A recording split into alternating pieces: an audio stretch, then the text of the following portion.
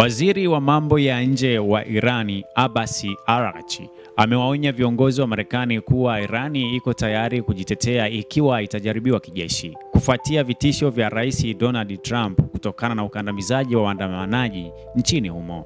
Akizungumza na Al Jazeera, Araghchi alisema kuwa mawasiliano kati ya Tehran na Washington bado yanaendelea, lakini Irani imejiandaa kwa kila hali na ina uwezo mkubwa wa kijeshi. Hii inakuja baada ya Trump kusema anafikiria maamuzi magumu na kwamba Marekani inaweza kuchukua hatua kabla ya kuanza mazungumzo ya nyuklia. Waziri huyo alionya kuwa Irani itajibu vitisho vya kijeshi vya Marekani na akasema Washington inapaswa kuchagua njia ya busara. Alisisitiza pia kuwa kuna makundi yanayojaribu kuisukuma Marekani kuingia masuala ya Irani kwa maslahi ya Israeli.